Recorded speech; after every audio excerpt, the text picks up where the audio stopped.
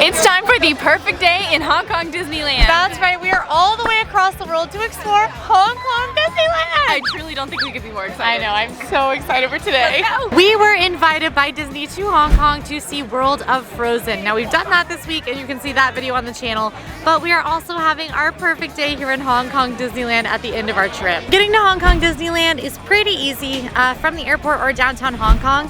It's pretty easy to take a taxi. They have bus service, the city bus. You can also take the MTR train, all pretty easy to navigate. Hong Kong does have Uber. It's a little less widespread than it is in the States, but still easy to get around. And of course, you can walk from any of the 3 Hong Kong Disneyland hotels if that's where you're staying. And if you are curious about those hotels, you can check out our full tour of all 3 of them that's coming to the channel soon. Hong Kong Disneyland is located in Penny's Bay on Lantau Island in Hong Kong, right on the South China Sea. It is the largest theme park in Hong Kong, opened in 2005, and has 8 lands, including World of Frozen, and 9 if you count Stark Expo, which is kind of an expansion on Tomorrowland. Hong Kong has a number of different ticket types, and if you're staying at the Hong Kong Disneyland Resort, you do get to wait in a designated line that is much shorter than the other park entry lines. Now in general, do not expect Hong Kong Disneyland to be as crowded as the Disney parks in the US. It is a Friday, which is going to be one of the busier days of the week. Friday, Saturday, and Sunday are busier. And I think you'll see that we're not going to be quite in for the same experience that we would get at Disneyland or Disney World. We are here for Rope Drop. The park opened about 15-ish minutes ago. We are really excited. Rope Drop's a little bit different here. So normally we go for the biggest and most popular ride. Well, wait times aren't necessarily the same, which you guys will see throughout the rest of the day. So we are actually going to be rope dropping one of the more popular characters that you actually can't find anywhere at home. There's a really obvious hint in this image. Where? Just behind you. Our first stop today is Duffy and Friends Playhouse. This is a really cool kind of interactive space where you can visit Duffy and Friends Morning Glory living room, Cookie Ann's kitchen, and more. There's augmented reality technology elements. You can make music with Olu Mel, see Jello Tony's art studio, and count butterflies in Lena Bell's forest maze. And depending on when you come, different Duffy and Friends characters will be meeting. Now, if you don't know Duffy and Friends, they are a very famous section of Disney characters. You can see Duffy is the Disney bear, and he is Mickey Mouse's teddy bear.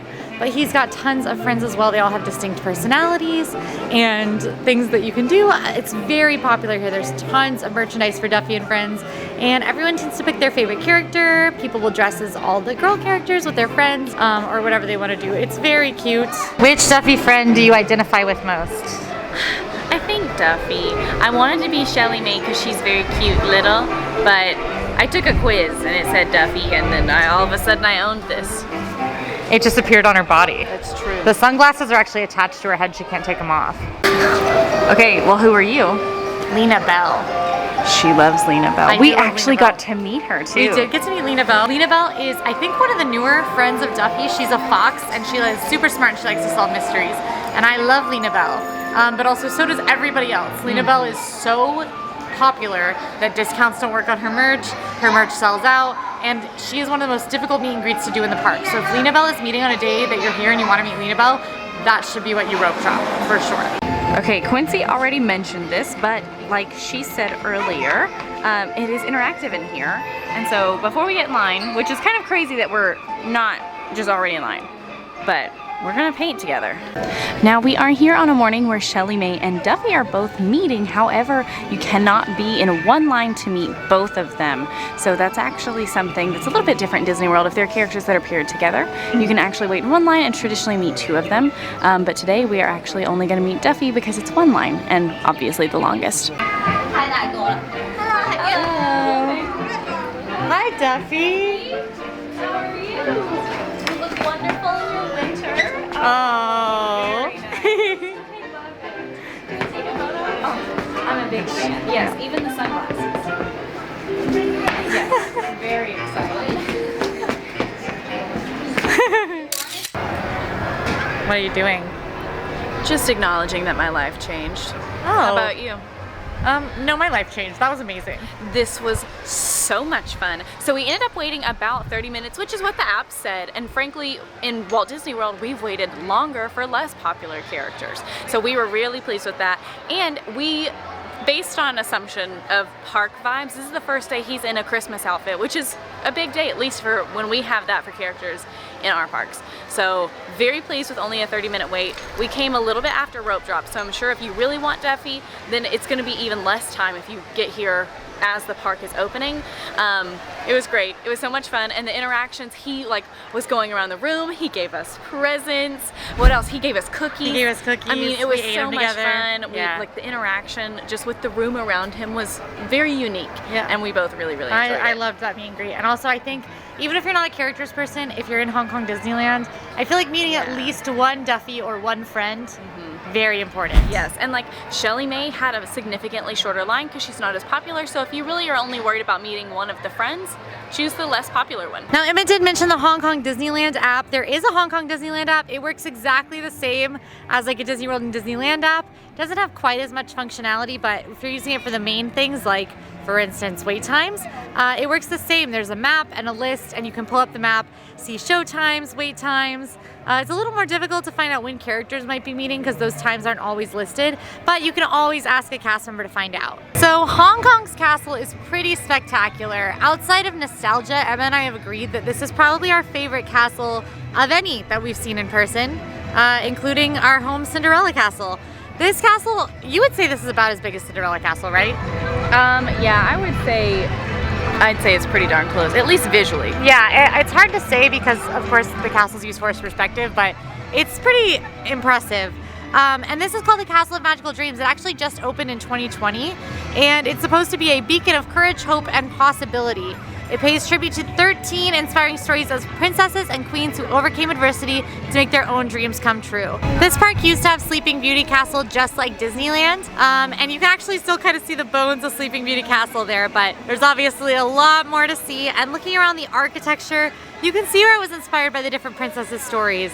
And hopefully when we're around the castle a little later today, we'll check out some hidden details. The castle also has a moat with some beautiful decorative fountains that play a major role in the nighttime spectacular here, which we will of course see later. And the stage in front of the castle is often host to castle shows. Right now it's hosting a Christmas show, which we will probably skip today just because we're not as interested in the seasonal, but they do other shows around the year as well. Well, you might wonder, what are Emma and I doing now? Can you guys guess where we are? We saw this giant sign and it beckoned.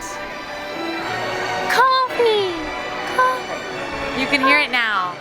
Coffee! Hear it in the distance? Coffee! We must go that way. This is Market House. This is actually the park's Starbucks location, so basically like the Main Street Bakery. And I know what you're thinking. Oh, are we about to say the same thing? Probably. Their Main Street Bakery is like a real actual bakery. Yes, it is. That It's was not what I was just gonna the say. Starbucks. Yeah. Oh, I was excited about that. Yeah, they actually still have a functional Main Street Bakery, which, what if we got a little pastry for breakfast too? I think that sounds incredible. Yeah. I know what you're thinking. There's a whole park out there and we're going to Starbucks, but Starbucks has different offerings in Hong Kong. And they even have a Hong Kong exclusive design on some of their coffees. But they have different coffees here. Something I like to do when I travel the world is stop at familiar chains like Starbucks and McDonald's and try things on their menu that they do not have in the United States. And you can do that in Hong Kong Disneyland. So we're gonna try out some different types of coffee, I think. Why are you making direct eye contact with the sausage rolls? Stop making direct, you haven't looked away once. Now we have stuff next door to Main Street Bakery, which is connected to the Starbucks, but the Starbucks did not eat it. So we get to actually go to a bakery here. There are tons of amazing pastries in these bakery cases. They also have fruit and bubble teas, which we will probably be getting later today, just because I love bubble tea. I don't know about you, Emma. I love bubble tea. Me too, but we're gonna grab a couple pastries to go with our coffees as a little breakfast. And then I think we're gonna talk a little bit about what it's like to travel to Hong Kong. We found ourselves a lovely little breakfast spot, literally in some chairs sitting right on Main Street. It's very nice. Excited. And we of course have our coffees. We also have these two little pastries. So we've got the ham and cheese bun and the Winnie the Pooh ring here. Emma's coffee is a chestnut Mont Blanc oat milk coffee. And mine is a toffee nut crunch cold brew. All right, cheers. Cheers.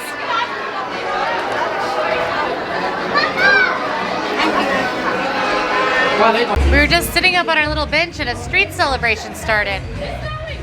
And it's snowing! That's a holiday offering. It doesn't snow year round on Main Street. All right, we've made our way to a shadier, quieter bench. Yeah, well, music.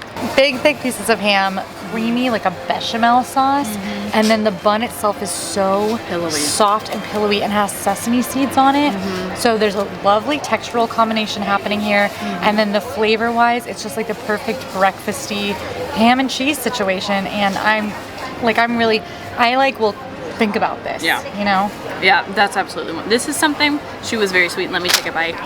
This is right up my alley. It's like the perfect savory breakfast while not feeling too heavy or weighed down.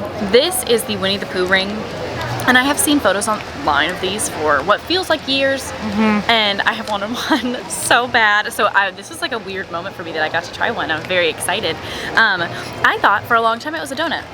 It is not a donut, if you aren't aware. It is like a sweet, fluffy, pillowy bread with icing.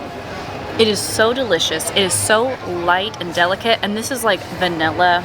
I'd say just like a normal vanilla icing with some sprinkles. It is the perfect mix of like really soft, pillowy, donutty without all the extra just added sugar. It's very sweet because of that icing, but if you're somebody who's like, I can only eat half a donut because it's so sweet, this would be perfect for you. Yeah, I'm not really that big on like, I can eat like one Krispy Kreme donut, and this like, it definitely is more balanced than a typical donut. All right, so while we're having our little breakfast moment, we want to talk a little bit about getting to Hong Kong. We're filming a number of videos, and this is kind of where we're going to talk about like what it actually is like to travel here. So Emma and I flew on American Airlines and Cathay Pacific, which is partnered with American Airlines.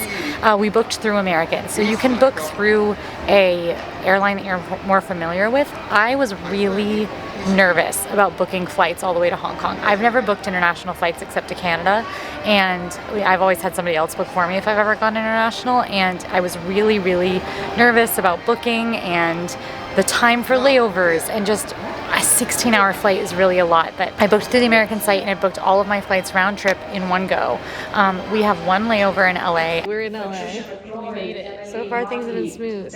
And we flew 4 hours on American from Orlando to LA, and then 16 hours on Cathay Pacific from LA to Hong Kong.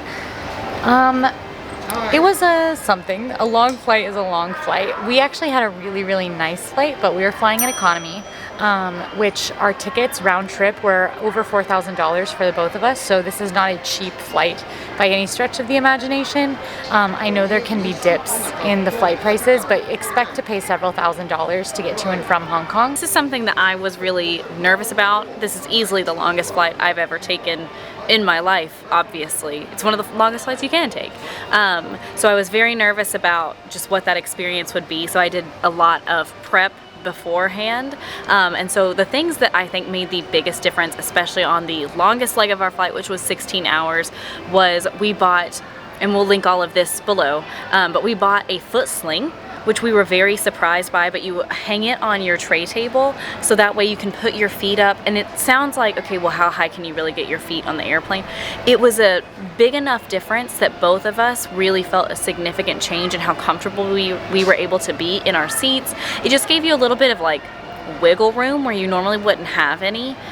So we really enjoyed that. Compression socks made a huge difference for both of us. Are your compression socks too compressed? Yeah, sure, they look like my Really grandmother's cool. socks. They look really cool. Is that what you were gonna say? Well, I was gonna say my grandmother's socks, but my grandmoms are cool, like all my grandmoms. So Okay, so yeah. they look generic really cool. grandmother socks. We also both brought eye masks, which really helped us sleep. And then Quincy also had noise canceling headphones, and I had earplugs. We both also just brought the normal neck pillows and blankets, and we were able to get comfortable. And I really think if you're going to invest that much money and that much time on a flight, you might as well be as comfortable as possible. So we were really glad that we did all of that. We also both took sleeping medication, which did help. I am a really bad plane sleeper, and I still was able to push myself to sleep about 8 hours on the flight, on and off, not straight not through. once, yeah. That would be really impressive, but it was not as bad as I was expecting, even in Not economy. even slightest. Yeah, so you know, it's a really big flight, but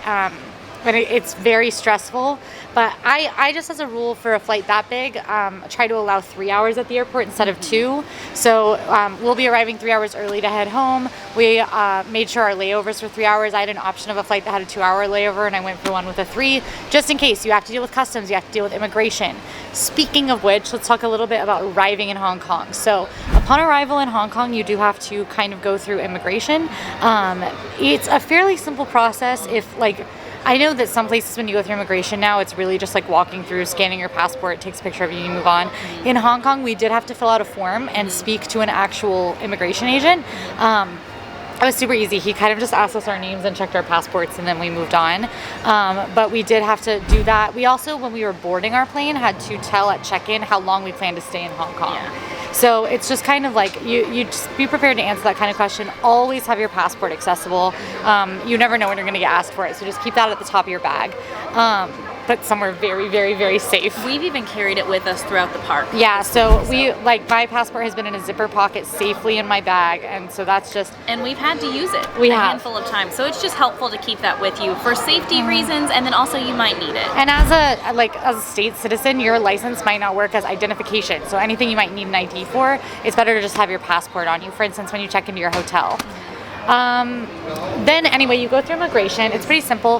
Hong Kong in particular, fairly easy to navigate as it comes to foreign cities, because Hong Kong has an official language in English. So the official languages in Hong Kong are Chinese and English, which means airport signage, road signage are all in Chinese and English. And then when you're speaking to people, most of them speak English. Yeah. Even those that like clearly don't have fluency understand enough to like help us get around. And so obviously be patient, you are a visitor, but we have had no issue navigating. Yeah. And that's obviously just Disneyland as well. Yeah. We can't speak for the experience in the city, but at least navigating and getting here. Yeah, we do have Google Translate downloaded on our phones just in case we did have to speak to someone that there was going to be some kind of a language barrier, and neither of us had to use it.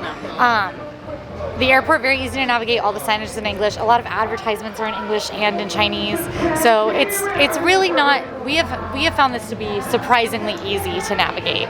If you are coming straight to Hong Kong Disneyland from the airport, you have a couple of options travel-wise. There is a train station at the airport. They do have the MTR, which is their subway. Basically, train tickets are relatively cheap, and you can just hop on the train and take it to the downtown station, transfer to the Disneyland train, and be here relatively soon. That, of course, could be a bit of hassle with all of your luggage. Taxis in Hong Kong are run by the government. There are 3 different kinds of taxis, and you can take any of the 3 colors. It's red, green, and blue. Take any of the 3 to Disneyland. The cheapest and fastest is going to be the Lantau taxi usually, which is the blue taxi. The one thing to keep in mind about taxis is a lot of them only take cash, so you'll need to have converted some money into Hong Kong dollars if you're going to be taking a taxi. We ended up just going with something a little more familiar, which is absolutely something you can do.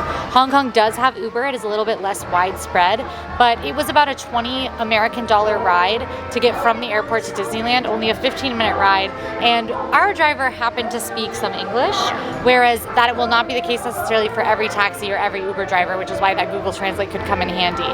But it was super easy. The only difficult thing was because the Hong Kong government is kind of anti-Uber because they're pro-taxi, it's a little difficult to find the Uber station in the Hong Kong airport. So Google it. Uber actually has directions that you can use to get to the Uber pickup. So Google it and use Uber's directions to find their pickup, and it should be relatively easy to get there. And then it was really easy just to get to Disneyland. And of course, within Disneyland, there's transportation between the hotels, and everything in this Disneyland is walkable. Very much unlike Disney World. The final thing to keep in mind is that Hong Kong, the currency is the Hong Kong dollar. There's a 0.13 conversion rate, the Hong Kong dollar to the US dollar. So for instance, something that costs $20 is going to cost around 200 Hong Kong dollars. So it's something that Emma's husband got very scared of because he was looking up merch prices. Because he knew I was going to spend a lot of money, and he was very nice. And then I finally was like, oh no, it's conversion. You have to convert it. We're not gonna buy a $300 T-shirt. Yeah. I mean, careful. So you want to keep in mind the conversion rate. Learn it in advance. It's just best to, off the top of your head, be able to at least ballpark what you're doing. And it's a pretty easy conversion rate because you basically move the decimal and then add a couple bucks in most cases. And then also remember, depending on what credit card you're using, there could potentially be a fee since there is a conversion. Just be aware of that before you're like, oh, well, it's only $20. You might need to make sure what your fees are before you go and pay. And if you're going to be using a credit or debit card while you're in Hong Kong, make sure if your company allows you to do it, you're bank or your credit card company allows you to do it, that you file with travel. Because when you're suddenly across the world, if you haven't traveled internationally before, I'm sure this has happened to you if you have, it happens to everyone, but your bank will think, no, that's not right. Yeah. She's not usually in Hong Kong, and they'll think it's fraud, and your card might not work. I even filed travel with my credit card company, and my credit card still won't work. So it's best to have backup methods of payment. I have my debit card and my credit card are functioning here, and then also it's just a good idea to have a little bit of cash. And of course, there's you can convert money at the airport, or you can do it in advance of your trip, which often can make for a little bit of a cheaper conversion rate. With lower fees. But overall, we were a little nervous about international travel, and we had to navigate a lot of this just on our own to get out to this media event, and we smooth sailing. I have had worse travel experiences in the U.S. I've had worse travel experiences in Florida. Yeah. We both have been very pleased. And lucky, maybe. Yeah, and lucky. But everybody is incredibly nice here in Hong Kong, and if you are traveling and you are confused or getting stressed out, stop, take a deep breath, and talk to someone in an info desk, talk to an airport employee, a Disney cast member. Everyone has been so wonderful, and obviously that's not going to be a blanket statement, but just everyone will be happy to help, and our travel has gone very smoothly. We'll probably add to this video if anything comes up at the end on our way home, just to keep in mind. But that was kind of our travel experience, and we found it really easy and really cool. And made it to Hong Kong in 2 separate pieces. I was going to say 1, but you're right. There are 2 of it us. would be really weird if we were in 1 piece. We made it to Hong Kong in 1 piece. Ready? Okay, we made it to Adventureland. Where are you going? Come on. Come on. I have something major to show you. A wonder of the world, if you will. Oh. The backside of water! O2H! O2H! Oh, thank goodness someone's back here. Yeah, I wouldn't have been that loud. Hey bud, what you doing? Well, there's a Tarzan's treehouse here. And if you don't know, there used to be one in Disneyland, but it closed. And I don't have any memory of doing it. And I wanted to do this one, but it's also currently closed. So no Tarzans for us. Do you think there's a cheetah in there or a leopard? That's why it's closed, Quincy. Oh yeah, that'll happen. Alright, our first true attraction of the day is going to be Jungle River Cruise. And I know that we've mentioned that wait times work a little different in this park. Typically in Disney World, Jungle Cruise has about an hour long wait. Hour plus. Can I say how much it is here? You can say how much it is. 10 minutes. It's 10 minutes. It's 10 minutes. Jungle Cruise is a guided boat trip with some jokes, some surprises along the way. You'll see some animals, and this one is not like Not the one the same. in Disney World. It's a little different, so. And you don't know it, but we've already pointed out one way it's different. But you don't know that yet. That's true. Yeah, figure out that mind puzzle. That's what I deal with all the time. She just gives me riddles and I just have to solve them. What? Like a troll under a bridge. What did you say? Nothing.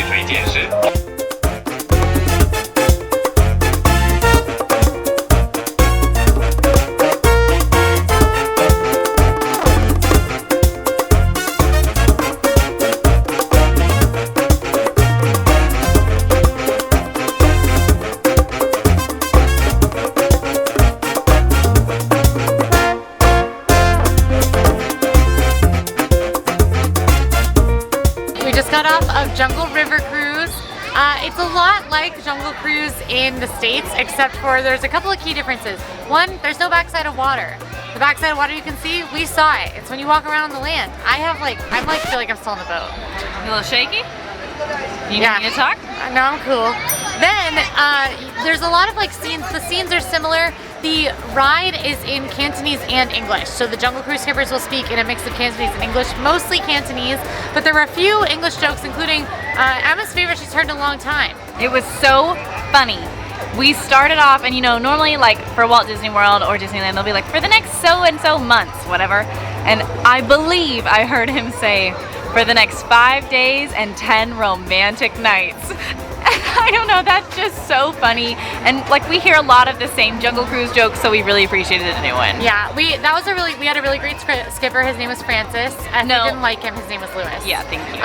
But the best part about this Jungle Cruise is there's a part at the end where you're heading down one path of river and a huge upswell of water happens in front of the boat, and he's like, ah, and like whips the boat going a different way. And then when you get the other way, you kind of are in this like passageway where there's rocks that are shaped like Ceres faces and skulls.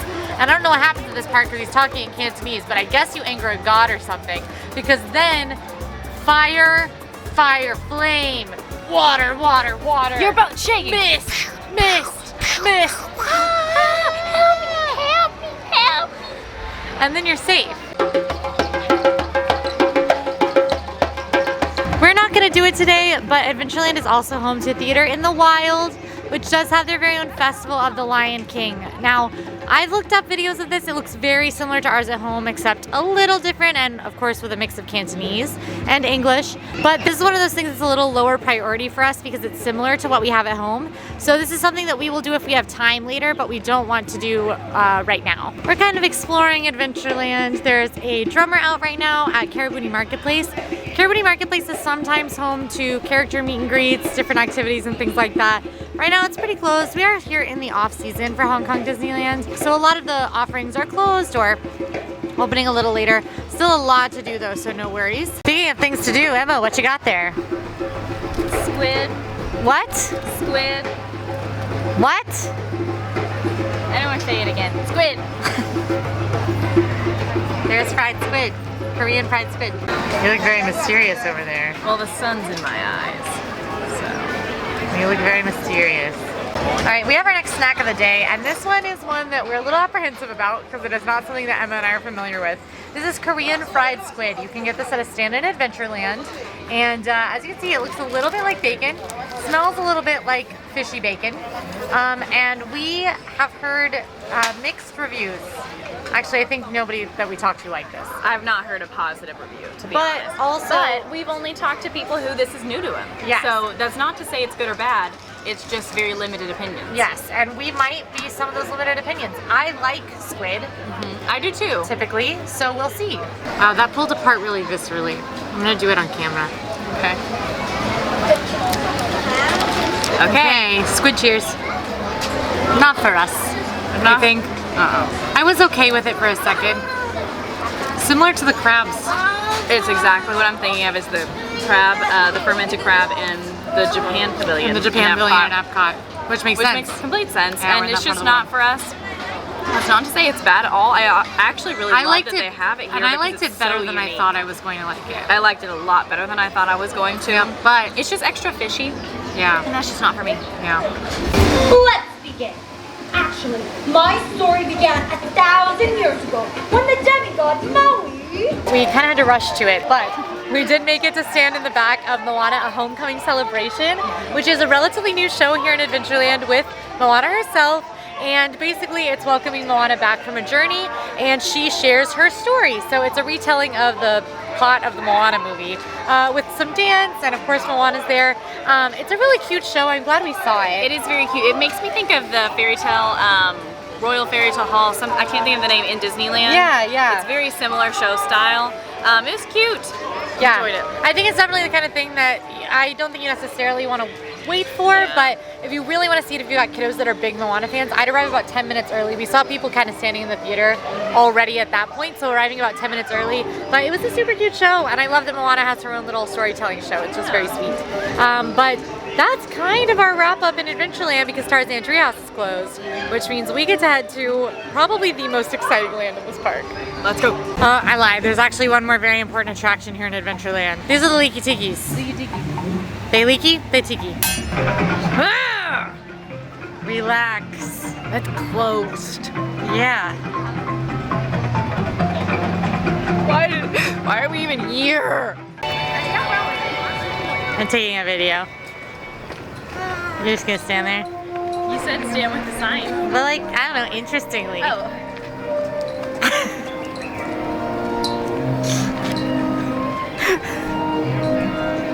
That's not really what I wanted either.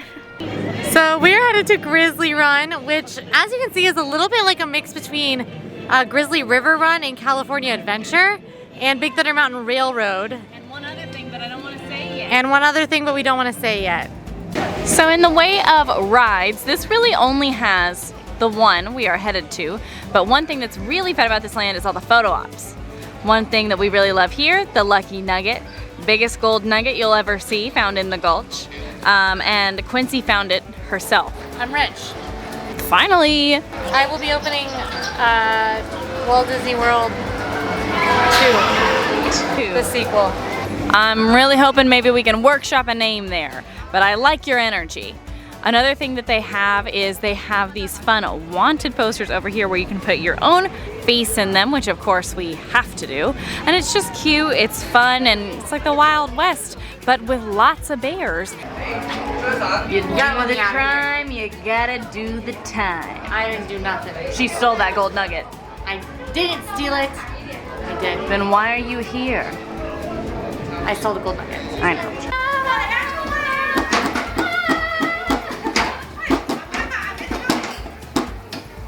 I think I hit that one. I want to go over there and try to shoot you. Okay. Ah! Sometimes you just get in a shootout when you're in Grizzly Gulch. In some places around Grizzly Gulch, you can see the theming has been marked over. So it doesn't say Grizzly Gulch, it says Geyser Gulch, because there's also geysers all around. And definitely no bears for sure. Emma, Yeah. you should go pull that rope. No. I'm not gonna do that. Why don't you? No, I think you should. No, I think you should. Because somebody already had to go to the, I dare you to. Fine.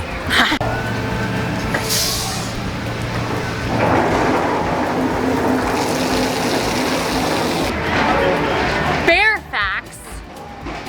What? Facts about why would they report about bears? No, like bear, like real and raw. It's bear facts. Oh, like bare necessities.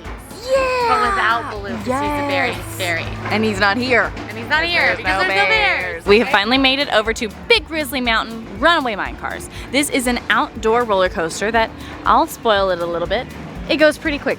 And maybe you're supposed to go down a mine shaft that's very lucky, and maybe you end up going down a mine shaft that is not very lucky. And maybe you go backwards. But I don't want to spoil it before we get on the ride, so I won't. Emma, how many times have I told you not to bring your French horn to California mining cities? I need you to know, real life, that my uncle played the French horn in California for years, professionally.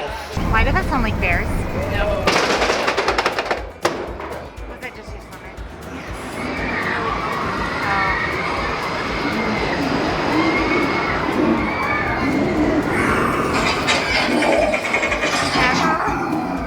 What? It's a bear. No, I'm not seeing. I can't see anything.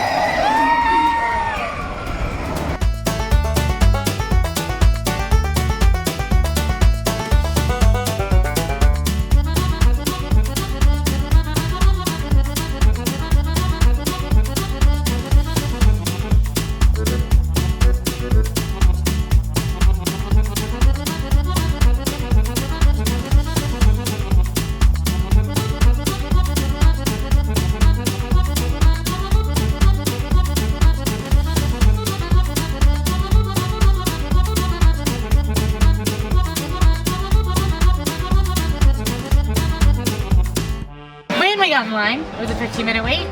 We waited 15 minutes. We rode, and there were bears. There's a lot of bears. I knew they were going to be there. I knew they were going to be died. I knew you would have gone. And wasn't it fun? Yeah. It was so much fun. I'm not actually afraid of bears. The thing about this ride is I think it's the perfect combination of a Big Thunder Mountain and Everest like love child. Like Yes. they're perfect together. With a sprinkle of theming from Grizzly River Run in California. Absolutely. This one has two different sections where you think, oh, that was the end, and then it's not the end. And it's so much fun. It goes backwards, it's super fast. The further in the back you sit, the more exciting it is. Yeah. It's just, I think all around great ride, and I think it's really special that it's a little bit different. Yeah, and it's really not as intense as Everest. No. I'd say it's as intense as Big Thunder. It's Big It's Thunder longer intensity. though. Yes, I think, it's right? about 3 minutes. It's a long coaster, and there is a part where you're going up a lift hill, and then the lift hill stops midway and you start plummeting backwards. And that, we rode this last night with some friends, and it, I mean, really, really, really, I was like I was scared. Did not know that it went backwards. I didn't know that. I thought the lift hill was real. So when we started plummeting backwards on the lift hill, I was like, very surprised. I only knew because of the new Disney Plus show Behind the Attraction. If you want to learn more about a lot of things, there is a great episode all about this ride. It's so interesting, and that's the only reason I knew it went backwards. And so listening to her freak out was so much fun. You should tell them about the tracks, the lucky track and the unlucky track. That's another thing I learned from this great show. So one thing that I found really interesting is here culturally, 4 is a very unlucky number and 8 is a very lucky number. So there's a shaft that you're supposed to go down, like a mine shaft that has an 8 above it, and you know, ideally that's where the gold is going to be. You think you're going towards it, and then you cut left and you go down the unlucky 4 shaft, and that's when you start going backwards and things are going crazy. Well, it's because of the bears. The bears.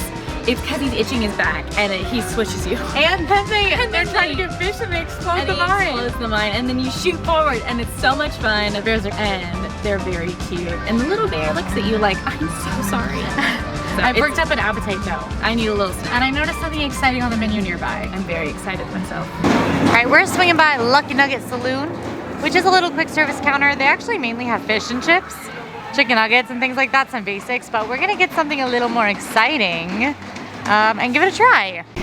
All right, at Lucky Nugget Saloon, we picked up this Disney character pasta salad, which is a penne pasta salad, but there are a few special noodles that look like Disney friends. That's Minnie Mouse. We ate Goofy and Daisy. Sorry to Goofy and Daisy. But there's tons of little character noodles in there. There's an added little corn salad here with the Mickey cutout pepper and some cucumbers and tomatoes and olives. Plus, it comes with a little extra dressing. Will you stick that in my camera view? Look at that. Wow. Extra dressing. So this was actually, it was 60 Hong Kong dollars, which is about $7 US. And this is a pretty big portion for that.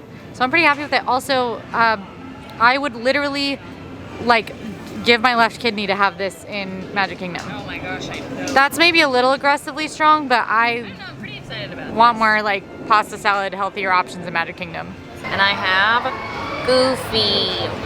Okay, I better buy. Oh, I got this. Oh, okay. We love this. This is really nice. She just said explicitly, if this was in Magic Kingdom, we would take this down all the time. Yeah, literally all the time. I feel like we would be filming a video and be like, what if we just split the pasta salad? Yeah. And then we would. The pasta was perfectly al dente. The dressing was like a tangy Italian dressing, just like kind of a classic one. There were tons of like fresh bell peppers, the lettuce was fresh and crispy, the peppers were very juicy.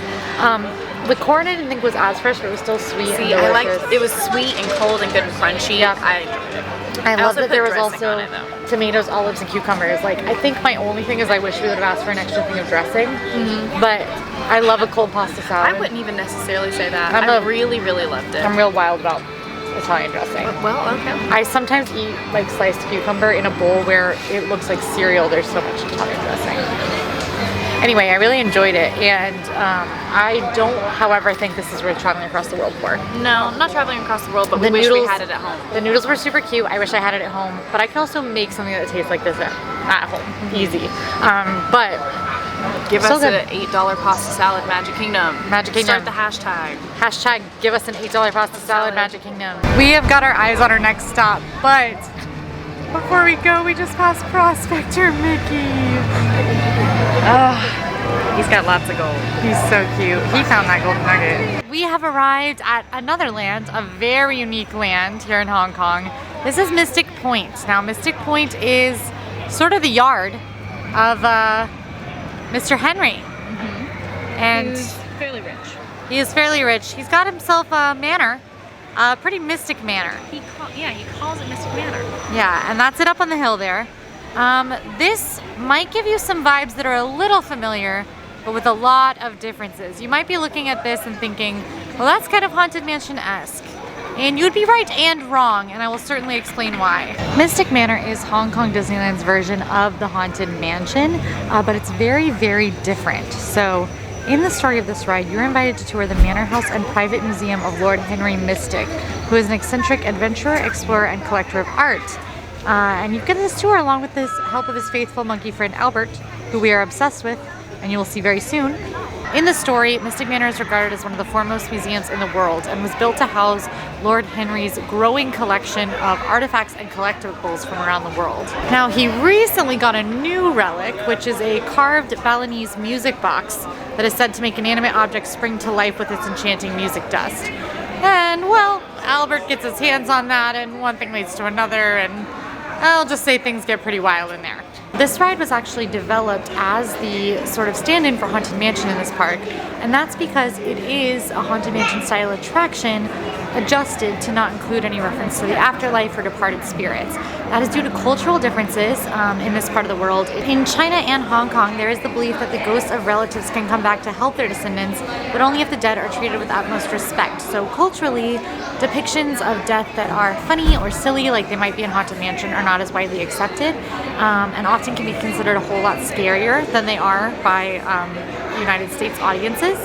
So to account for that, they adjusted the story and made it more about these inanimate objects coming to life here at Mystic Manor. So you still get the fun sort of madcap adventure of Haunted Mansion without the references to departed spirits. One thing that I love that Disney does, and it's in any park, is they do little nods to the people who've created the ride or the people who contribute to the overall lands, lots of little things. One thing is they have a nod to Danny Elfman, the composer, in this ride, in the queue, because he actually did all of the music for this ride, and I'll point it out in just a second, because it's funny. That's Danny. So this is one of the most popular rides in the park. Perhaps the most popular ride in the park. And it has a 15-minute wait in the middle of the day. So as you can also tell, we aren't zigzagging. We're actually going to pop back to the front of the park here in a minute for lunch, but other than that, we're just kind of taking our circle around Hong Kong Disneyland. Because the rides don't get long waits, you don't really have to think. You can kind of just walk around and enjoy the park and take it all in. And so There's only one place that we might have to think about. only one place, and it rhymes with boy, Maury, sand. And Hello, can you hear me out there from back in the projection room? Welcome to Mystic Manor.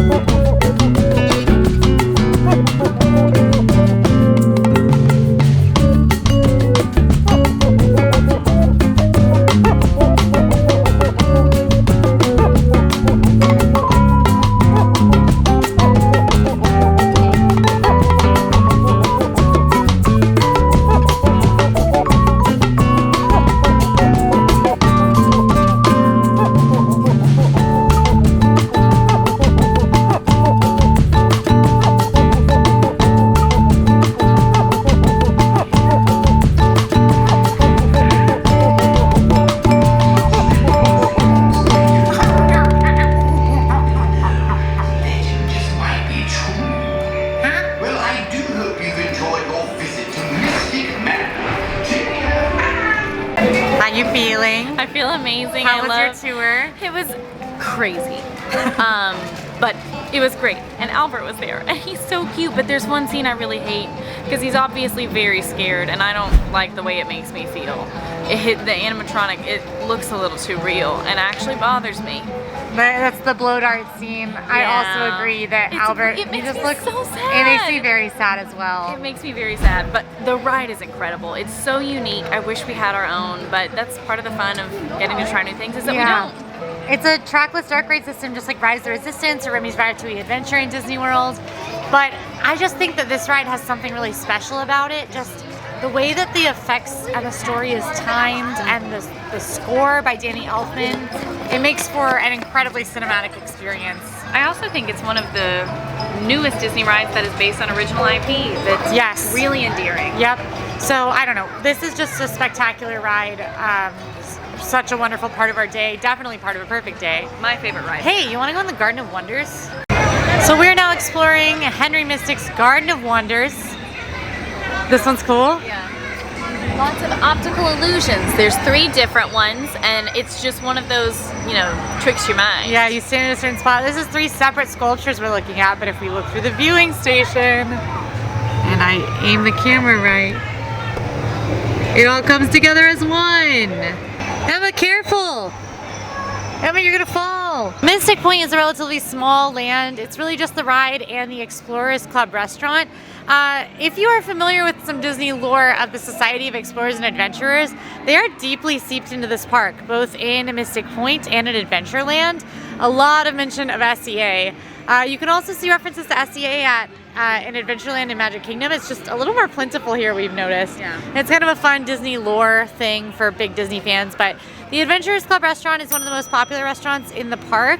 It is typically a buffet style, and now something might look a little familiar. But also wrong, like you're in But a also dream. very different, like you're in a dream. Little fun fact here for Toy Story Land, which is of course a Toy Story themed land where you shrink down to toy size. There are 3 rides in this land. These are the most popular rides in the park, the ones that typically have around a 30-minute wait. Right now that is the case for all of them, and we are gonna hold out and try to get a little bit shorter of a wait later today.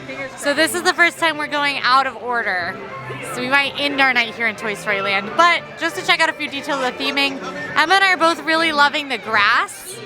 Something we... A little more prevalent, you know, along the edges. Yeah, something that we don't love in Florida is that the plant life doesn't really feel like you're walking in really tall grass. But it does here in Hong Kong. The plants they've used are really awesome for that. Also a little Easter egg for you. The flight number on this toy plane is actually the date that Toy Story was released. The original Toy Story was released here in Hong Kong. So you can see Elsa's Ice Palace in World of Frozen from here. And I don't know if they did this on purpose, but like the structure of it looks like a cardboard toy box from this side. Oh my gosh, it does. And like because of the first perspective, the castle looks much smaller, like it is a toy. You know what? I'm gonna give them credit for that. I'll give it to him, whether it's true or not. Emma says she will ride that later, and I just think it's a bad idea because I think she'll be really scared. Should we start a new series where we go on all 1001 romantic escapes listed in that book? Oh my gosh. Just you and me. Yeah, I like that. 5 exciting days And 10 romantic nights. Get up there and churn that butter, why don't you? My butter churning days are over. I'm putting my foot down. Never again. All right, we made another stop at Main Street Bakery for this beauty right here. This is the Duffy and Friends Strawberry Bubble Waffle. You've got this beautiful bubble waffle. There's chocolate what are those called? Pirouettes? Pralines? Peanuts, blueberries, strawberries, and there's edible glitter all over it. It looks amazing, and it's just super cute in its little Duffy and Friends cup. We also, to go with our bubble waffles and as a little pick-me-up, got bubble tea. So I got just brown sugar bubble tea with black tea milk. I'm sleepy. We need a pick-me-up. Yeah, this is necessary. And Emma got... I got this pineapple mango passion fruit tea. Cheers. Cheers, love this good waffle. Really? Can't wait to try. Very sweet, very soft, light, fluffy. We've had our snack. It's now time for us to do a little shopping, I think. Don't you think? Just now? I know. What if I spent my money? I think we maybe do some special shopping. Now, similar to the US parks, the best time to shop is going to be kind of earlier or in the middle of the day. If you shop at the end of the day on your way out, you are probably going to run into some issues. The shops have been incredibly crowded after Momentous, the nighttime spectacular here. So just shop a little earlier. If you're worried about carrying stuff around, you don't have to if you're staying at a Disney hotel, because they can have the merch sent to your hotel, something we cannot do in Disney World anymore. Some of the shops also have merchandise storage available for free, where they will store it until 3 hours before park close and you can come pick it up, so you don't have to carry it quite all day. Something to keep in mind is that if you're flying, you need to make sure you have room in your suitcase. Which we're figuring out. If that means you need to check a bag home, that means you need to check a bag home, bring an extra bag, break it open while you're here. Or if it means you need to ship from your hotel, that's an option too. Just keep in mind those international shipping prices can be expensive. Emma and I have made it to the Emporium to do our shopping for our friends. Of course, we got to come on this trip and they did not, so we're getting everybody souvenirs. First up, we're getting this for Breedlove, and it's Albert because Breedlove is just like us. He's a huge Disney nerd, and we think he'll just really love Albert, and both are very huggable. Who's that one for? I think this one for Sage. I don't know about that one for Sage. You look so wild. So we've been thinking, and this is pretty hard because we want to make sure everybody gets something that's like of equal value because we love everyone just the same and we want them to feel represented. So we found what we have personally connected to the whole time we've been here, and we've been thinking of our friends. And who do we know that are like friends? Duffy and his friends. So this is what we're thinking. So first we're gonna go Stella Lou for Fry, because like she's got a lot of energy. She's fast. She's small really and cute. Look she at wears a that bow. ponytail. Yeah, like that's very Fry to us. So Fry. So then Cassie, her favorite, we do know this, is Shelly Mae. And this just looks like So Cassie. sweet and cute and bow in And hair. Bo. I mean, just like that's Cassie. Yep. You can't even tell me that that's not Cassie. Finally, Gelatoni, not finally, but like for what we have for now, we're going Dustin. Because look how dapper. That's Dustin. That's Dustin to a right T. there. Yeah. That's Oh, and also then- Dustin's a cat dad. Also, finally, I keep saying finally. Next, Olumel for RJ. Because just look how cute and friendly. And Olumel's always singing, just Yeah. like RJ. I just, good vibes for both. Yep.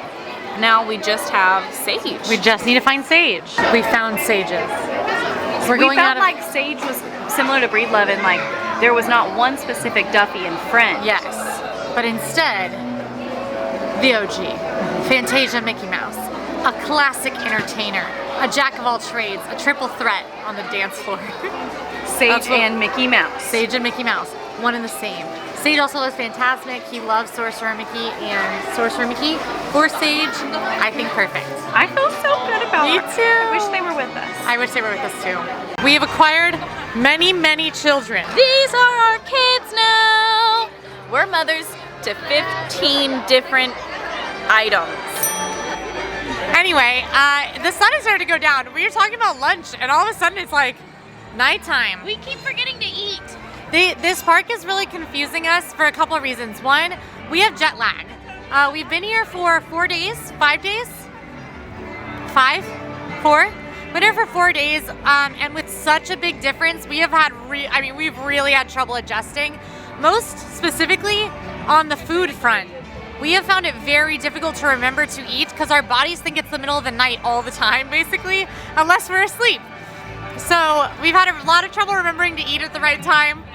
Just something to be aware of. We've obviously had some sleepiness issues, but the bigger challenge has been the food. I mean, we wake up feeling sick because we haven't eaten in what our body thinks is the whole day. It's just a very tricky thing. And today we've been really aware of it and more intentional, but we've really only snacked or shared small items most of the day. All right, we're heading towards Tomorrowland, and the castle show, the Christmas castle show is going on. We've glanced at it. The characters are all in their Christmas outfits. They look super cute. The other thing that isn't going on right now is they often have basically a cavalcade, so like a mini parade, the Mickey and Friends celebration in the streets where you can see Mickey and Friends and Duffy and Friends. It's not running today because they swapped to Christmas, so they've got the snow on Main Street and things like that instead. We would have caught that today for sure. Instead, we're heading to Tomorrowland now. We kind of went all the way around half the park. We're now going to go the other way, do a little half and half action. Oh, I like that. Yeah, and there's a lot of really interesting stuff in this Tomorrowland that we're gonna check out. We were about to head into the land, and then Emma noticed this amazing like water art or chalk art. We're not really sure what it is, but it was not here yesterday, of Iron Man heading into Tomorrowland, which is a really nice teaser for what's to come. Something we both really love about Hong Kong Disney is that they have these like cases where the food is demonstrated, and the menus all have pictures of the food. You know what this makes me, the only place I can think of that's similar to this is Harry Potter at Universal. Yeah, Universal has stuff like this. But yeah, it just makes it so that you can kind of visualize what you're eating, which is helpful. Tomorrowland in Hong Kong Disney is a little strange. You might notice a lot of stuff's got a Marvel vibe, and that's because there is a bit of an expansion on Tomorrowland of Stark Expo, which is a mini Marvel area basically. Tomorrowland is also home to a lot of character meet and greets, a lot of Marvel meet and greets. We saw Black Widow on this stage yesterday, and right now is not only Stitch, who we're used to seeing in our Tomorrowland, but also Angel, who we absolutely do not see in Disney World. Look how cute she is. We're headed into Stark Expo, which is kind of its own land, kind of a part of Tomorrowland. But it is what it sounds like. It is a Stark Expo where they're showing off new Stark technology. So Iron Man is here. He's meeting guests at this convention. And what we think is really cool about this area is that it is very connected. Even in Avengers Campus, which is one of the more immersive lands Disney has done, you kind of get broken out of the story if you ride Mission Breakout, because the Guardians are on a mission that is nowhere near Avengers Campus when you ride that ride. The 3 attractions that you have in here include Ant-Man and the Wasp's Nano Battle, the Iron Man Experience, and also an attraction where you can meet Iron Man. And what's really cool is that they're all dealing with the same thing. Ant-Man and the Wasp Nano Battle, where you work along with Ant-Man and the Wasp to fight against Zola's nanobots that are going a little haywire. In this ride, Iron Man appears and says that he's very busy dealing with some nanobots of his own that are a whole lot bigger. And you can see that when you ride the Iron Man Experience, which is a attraction a lot like Star Tours, where it's a motion simulator. And sure enough, nanobots are attacking the city of Hong Kong. And Iron Man, with your help, you kind of are a hindrance, I think. Well, no, he wouldn't put it that way. No. Yes, he would. He has to handle these nanobots. And in that attraction, when Tony is introduced, you see that he is actually actively meeting guests at the Iron Man Showcase, which is where you can do a meet and greet with Iron Man. So we can't think of another example like this where all of the rides are so interconnected in a Disney park. But it's really, really neat, and I think it helps with immersion. And this is a project that they're kind of doing slowly, the way that they did Epcot, where they're adding pieces at a time. So I think this, when it's all completed and tied together, is going to be really pretty cool. Agreed. They originally announced it to be done by 2024. It seems pretty done now that we're here, so I'm not sure they have any more additions. We're filming at the end of 2023, so it could be done. That's true. But yeah, Stark Expo is pretty cool. Let's ride some rides. Why that?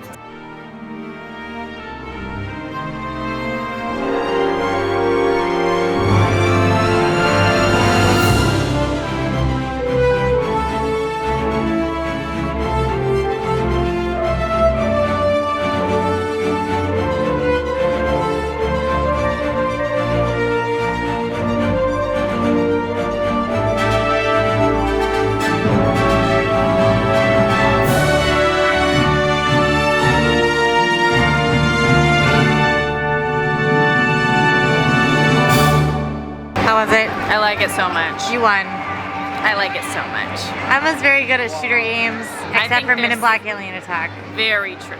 I have so much fun on them, and this one is like essentially an overlay of Buzz Lightyear Space Ranger Spin, but it's just really, it's newer, the tech is a little bit nicer, it's more free shooting, and you don't have to spin yourself, which is kind of nice because then you can just focus on one thing, and it's just different, so fun. And it's like Buzz Lightyear in Disneyland in the sense that certain targets are worth higher points, so fun.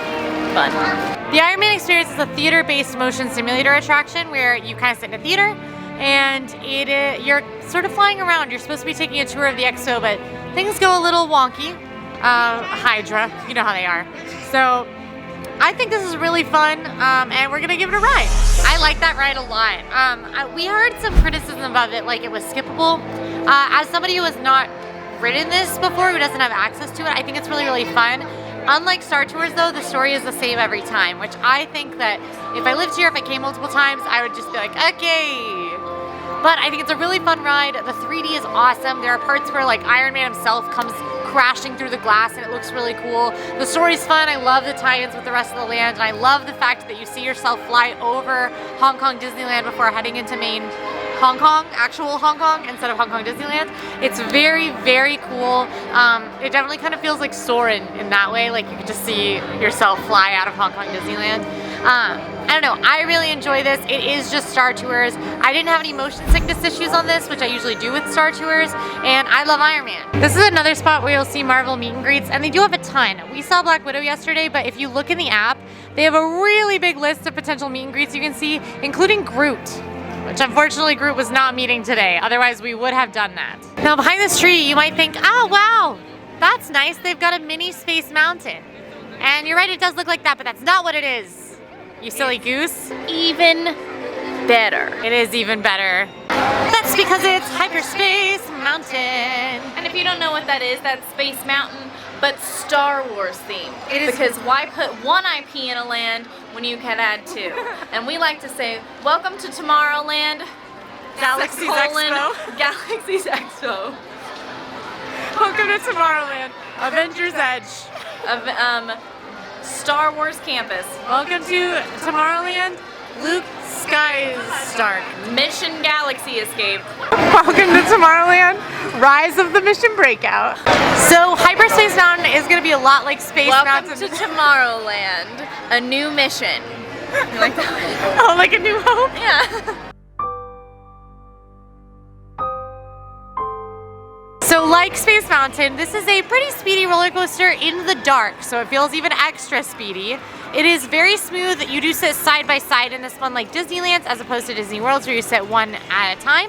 And you hurtle through space. The only difference is that with Hyperspace Mountain, you are listening to Star Wars music as you fly through, and you are in the middle of a Star Wars space battle. So there are TIE fighters and X-Wings and Y-Wings and Star Destroyers flying all around you, and you kind of dodge laser pew-pew bullets. You hurtle through space. At one point you almost run fully into a TIE fighter. It's very scary, but what a fun roller coaster. And this one really whips you around. I think it's a little bit faster than Space Mountain at home. But let's give it a ride, huh? We just hopped off. I absolutely love this ride. We both have really wanted to ride this. They actually do an overlay of this in Disneyland for special Star Wars occasions, basically just May the 4th. And it is very, very brief. We both really want to do it, but kind of assumed it wouldn't really work out unless we did like a trip just for that, for like just fun between the two of us. This was so exciting. The graphics were really, really bright. The music was incredible, and it was just a kind of a really fun touch to a ride that we both love. And it had ride vehicles like Disneyland, which we prefer Disneyland version over Walt Disney World. So I absolutely loved it so much, and never thought I'd get to do something like this, so that was very exciting. This very exciting sign with really pretty lights on it that look like magic is important, but we're coming back to it later because there's very pretty lights in the distance and our evil overlord is calling. We will explain that reference. Click, click, click, click. Oh no. So Hong Kong Disneyland does have a Disneyland style. It's a small world with a huge, beautiful It's a Small World facade. It's a Small World is a very classic Disney attraction with art style by Imagineer Mary Blair, music by the Sherman Brothers, that wonderful It's a Small World earworm. What this particular It's a Small World has is our evil overlord, the extremely hypnotizing clock face, who ticks slightly slower than a second.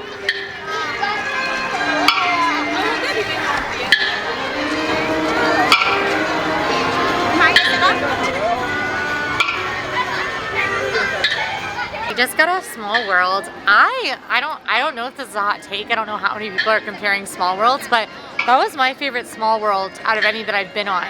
It was all of the best things about It's a Small World that you love, but with newer technology, so updated like just ways that they do the storytelling on the ride. It, like Disneyland's, has Disney characters for you to spot, but also like Disneyland's, they're not disruptive to the overall like point of the ride, which is all these different cultures singing one song together.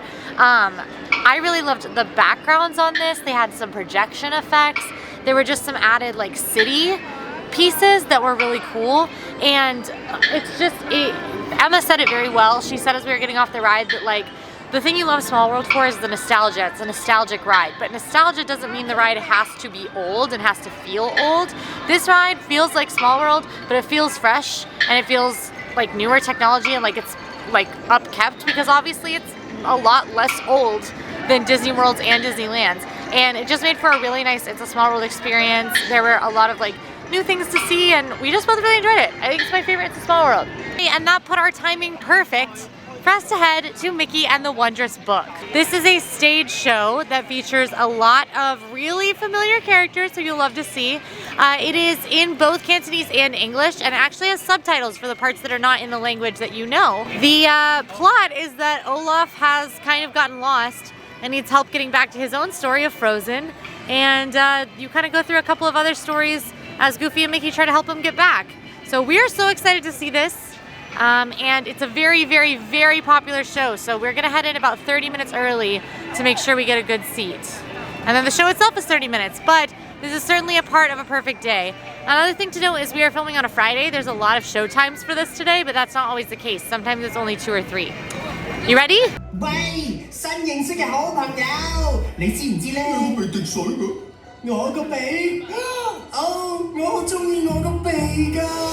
Wondrous Book is an amazing show. I am so jealous of shows like this. It was live vocals for pretty much everybody except maybe like Olaf, Mickey, and Goofy. It was so, I mean, the singing was so good. There were mashups of princesses singing songs, like Ariel, Rapunzel, and Merida all sang together. My absolute favorite part was when Tiana came out because they mash up Almost There and Dig a Little Deeper, and the Tiana we saw was mind-blowing. She was so amazing. I couldn't get my eyes off her. I literally had tears in my eyes. She was so good.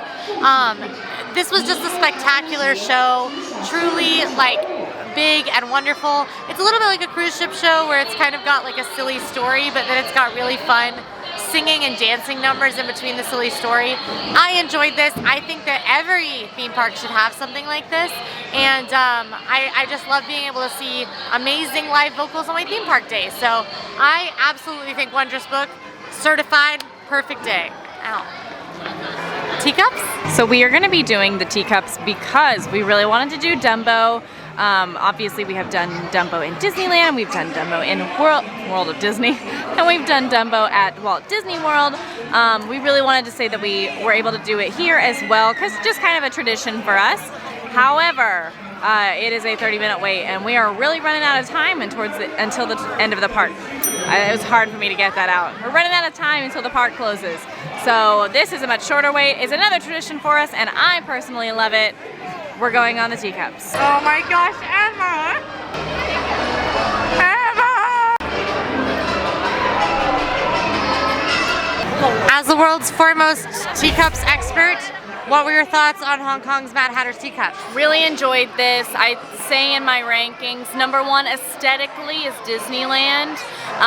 This one is gonna fall second for me. It's very nice.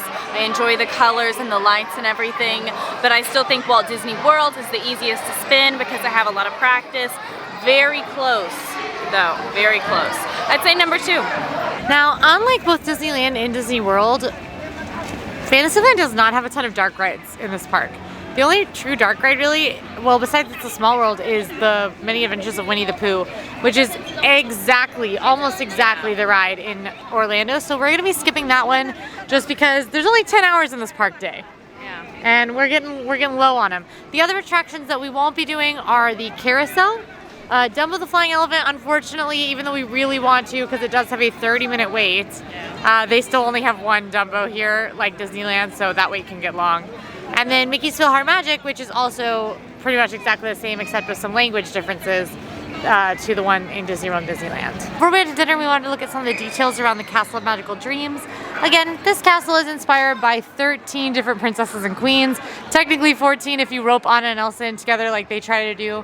But you can see in the motif here, you've got the snowflake for Anna and Elsa, the leaf for Pocahontas, the sun for Rapunzel, the comb for Mulan, Tiana's crown, Snow White's apple, Cinderella's slipper, the lamp for Jasmine, Aurora's crown, Moana's spiral, Merida's bow and arrow, and Ariel's seashell. So really a lot of motifs here. Oh, and Belle's Rose is on the very tip.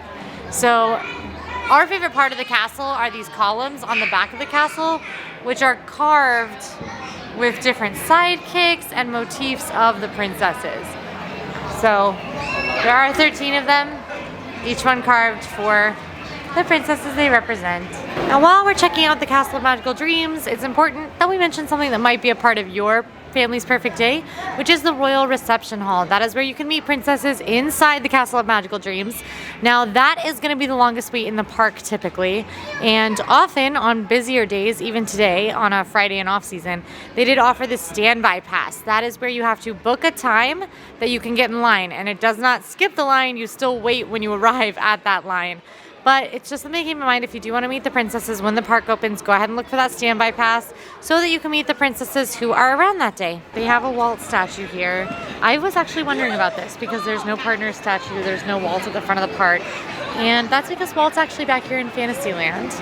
And he's sitting on a bench with Mickey Mouse. We'll see him in a second. There's some folks taking pictures. But this is significant because and posted on these storybooks nearby are the story of how Walt got the idea for Disneyland, which was that he was at the park sitting on a bench with his two daughters watching carousel and thinking about how much fun they were having, and he thought about how there should be a place where families could all have fun together, and the carousel was a good example of that, and that's how he came up with the idea for Disneyland. And it's sort of the origin story, and that story is written, Walt's actual quote about it is written on this book over here. And that quote is written in both Chinese and English over here. And there's also a quote about how everything's sort of been a dress rehearsal. And it's time to have some fun from Walt too, written in his hand. It's just a really cool statue. And one that's really special. You can see the bench that Walt sat on at the park when you're in Disneyland. And this might be partner statue is amazing. I think that's my favorite Walt statue, but this is definitely up there. We have made it to our dinner spot. This is Royal Banquet Hall. This is probably the largest quick service in Hong Kong Disneyland, and it's gonna have a really good mix of food. Some American eats, some Asian eats, lots of different variety here. We are going to check out, what catches our eye. All right, our dinner is acquired. At long last, a meal is here.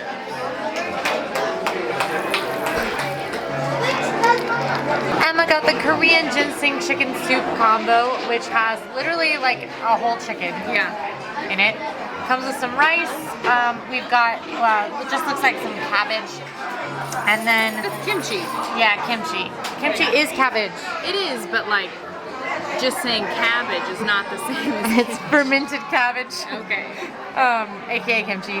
And then potato? Oh, it's rice cake. Yeah. Okay. That's Emma's dish.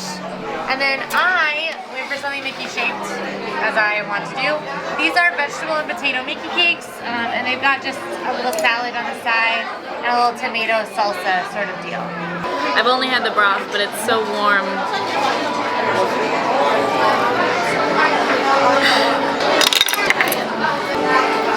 There's bacon in the sauce, so it's like really creamy, nice and chewy. Kimchi, pretty good, really crunchy.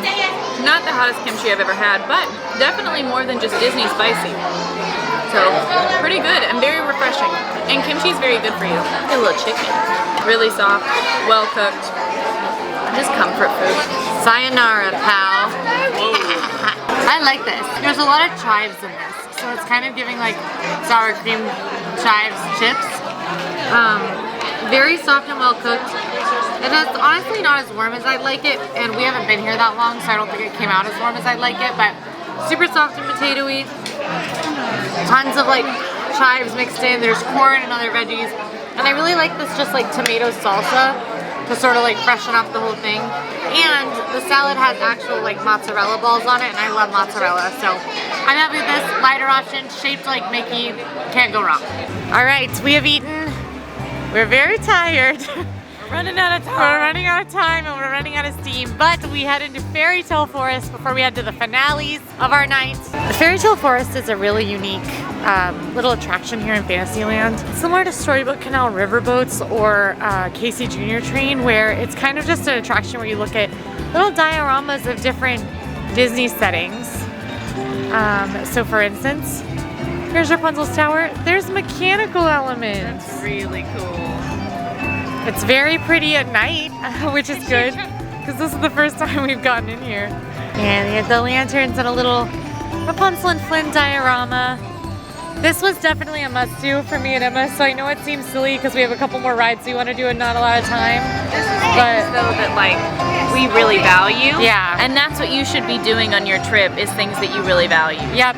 So something we always say, especially when you are somewhere like Hong Kong where you have a shorter park day, is to have a, I love that, is to have a list of must-dos, your absolute #1 priorities. We've actually done all of ours today. Yeah. We shopped for our friends, we did Mystic Manor, and we're catching up with this.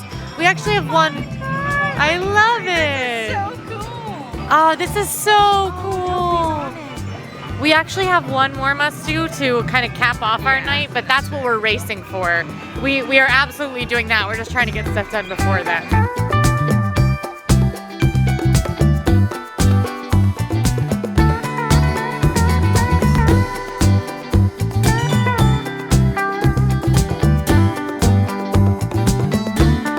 Howdy, partners. Oh, howdy. We finally made it back to Toy Story Land. Hey, Woody. So we've got some priorities, but not a lot of time. Yeah. We're trying to get a really good spot for the fireworks spectacular tonight, which is our final must-do. But there are some rides we've never experienced here in Toy Story Land.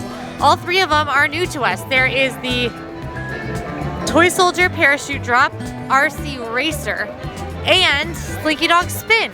We've decided we're gonna skip Slinky Dog Spin because it is kind of the more kiddo geared option, and it really is just Slinky Dog going in a circle. You can see it happening right over there. It looks fun, it looks breezy and enjoyable, but we just don't have a ton of time if we want a really good spot for Momentous, which is our priority. And a perfect day isn't about doing everything. It's about doing what you want to do and making sure you get through all your priorities. All right, Emma, I think we only have time for one ride. I don't think I can do that. I've been telling you I don't think you can do this, or you should do it. I think you can, but I think that you won't enjoy it. But I really want to try it. You go try it. I hate to not try anything, so I am gonna try Toy Soldier Drop. By yourself? I don't want to do that, and I don't want to not do Toy Story Land. Fair enough. Okay, So- we'll split up. This is another tip that we use for perfect days. If your party is willing and able to split up, don't be afraid to. If 2 people want to do 2 different things, it doesn't break the vacation. Just do it. Like, split up. Meet back up. I'll meet you right here at the RC Racer sign. Good luck on Parachute Drop. RC Racer is a thrill attraction here where you sit in RC and swing up and down on this huge toy track that Andy has set up in the backyard. It's basically vertical on both sides, and the RC car does get very high up. I'm not sure they're actually going to let me film on the ride, just because this is a very thrilling one, and it's one of the only rides that has, it might be the only ride in this park that has an over-the-shoulder restraint. But I'm going to go ahead and hop in line, at least experience it, and we'll see how it goes. Okay, I've made my way over here. I hated not to do something in Toy Story Land. This looks like it'll be fun enough and maybe scare me quite a bit. So essentially the Toy Soldier Drop is, they're gonna take you up fairly high and then they drop you. But it kind of looks like they come down a little slow, like a little bounce down. I don't know, but I'm gonna get in line for it and hope for the best. Mine was only 10 minutes, so Yeah. I didn't have to like hype myself up too much. Essentially, it's that you're running drills with the toy soldiers. Yeah. It didn't look that bad, and then we got to the top and I got really scared and I tried to film and I had turned my phone off. But then it really wasn't bad. Where the views get, did you have your eyes open? Yes, I did have my eyes open. The views were really pretty. You could see a lot of the park, but especially here at Toy Story Land. And frankly, it was like a, slower descent. Yeah. No Tower of Terror vibes or anything. RC Racer was very thrilling. It was hands down the most thrilling ride in this park. No contest. Nothing comes even close. Your heart drops out of you. Your stomach drops out of you. And honestly, I didn't ride the parachute drop, but these rides remind me more of rides you would see at a traditional theme park or amusement park.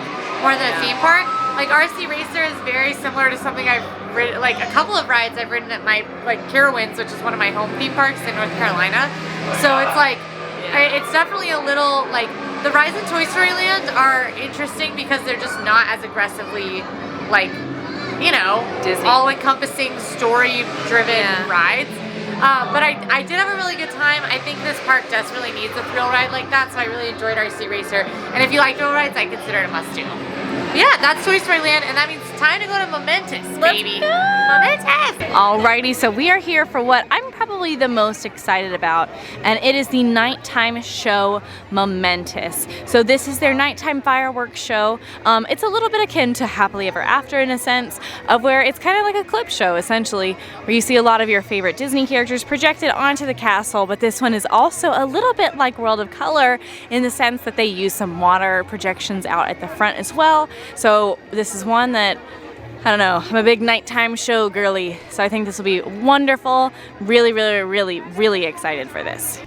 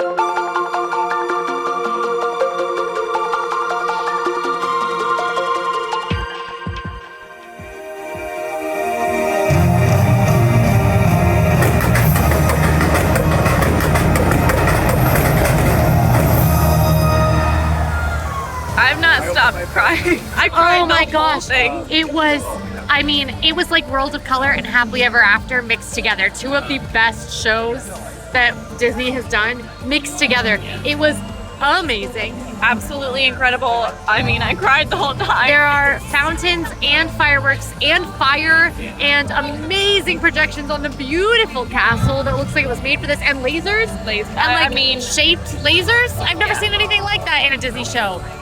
It was amazing. It was the one. Amazing. This is the one.